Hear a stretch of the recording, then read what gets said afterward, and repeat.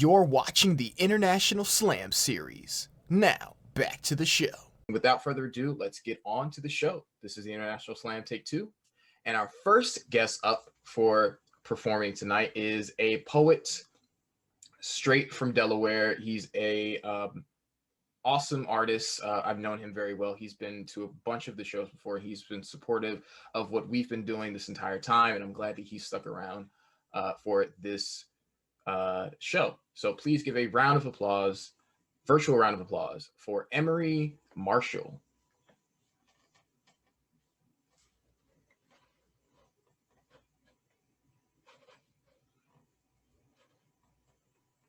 Didn't even know I was muted.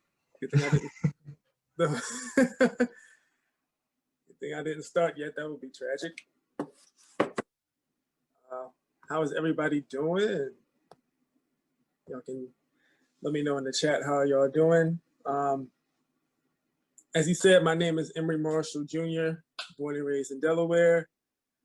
I've been performing, I would say, maybe about 3 years now. Today I'm going to perform two of my favorites. The first is called Amazing Grace.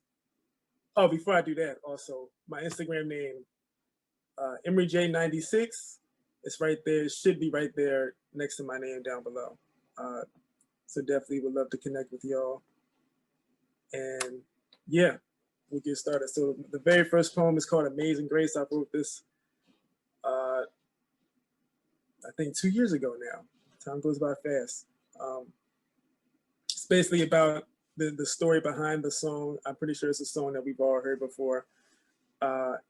And finding out the story behind the song actually made it hit even harder for me. So here we go. Amazing Grace. Amazing grace, how sweet the sound that saved a wretch like me. A song that has been on my mind ever since I had an eye to see, but see, people don't even know the meaning behind the song and where it came from. And when I looked up the man who wrote that song, I was stunned.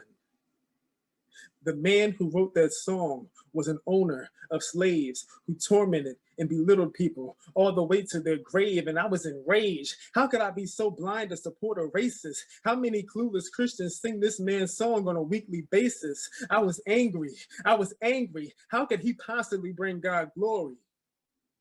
But my anger turned upside down when I read the rest of his story.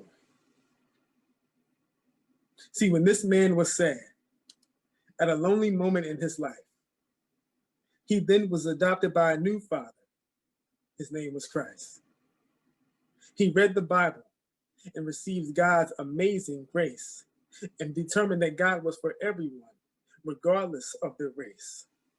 Then he repented, changed his ways, was no longer an owner of slaves. He put an end to his lonely days as he sought God's holy face. Now, I'm not saying this man's a hero. I'm not trying to parade him. I'm not celebrating this man, but the one who saved him. See, I was a slave to sin until I made God my master. And he took me off of sin's plantation and led me to green pastures. See, not everyone was a slave owner, but we can all relate to him because each and every one of us was a slave to sin, but God. He saved us in our darkest of hour, and his grace remained sweet when he had every right to be sour. So if you feel like you are lost, you feel like you are lonely, and you feel like you are lost, know the wages of sin is death, but Christ paid the cost. So that was the first one. Thank you so much for listening. I pray it was received well the same way I was received it. This next one I'm gonna do is a lot more recent. This poem is called 2020 Vision. I'm pretty sure you guys can guess what the poem is about. So we're gonna jump right into it. He created the heavens and he created the earth.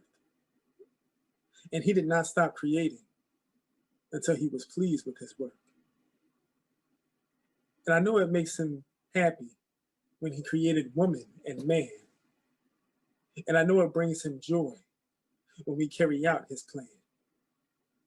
But I know it makes him sad when we quit before we're finished. Because even though we're not picture perfect, we are still made in his image. So regardless of the pain that we've experienced this past year, those weapons that were formed did not prosper. And that's why we are still here. No sicknesses, no injustices can stop your God-given task. And he will protect you from spiritual viruses much better than any mask. If you feel like this year got you tired, then make next year your second win. And if you feel like you've won this year, then make next year your second win. Whatever your goals were this year, you can still make them a reality. And don't stop until you've won. That's the Mamba mentality. I know this year was rough, but tough times never last. So don't miss out on your future while trying to change the past. Having 20/20 vision is scary when we're so used to being blind. But just be thankful that God has finally opened our eyes. That was 20/20 vision. Be encouraged, everybody. I love y'all. Again, follow me on Instagram, EmoryJ96, Facebook, Emory Marshall Jr. Can't wait to hear the rest of what we have tonight. Thank y'all for listening. Take care.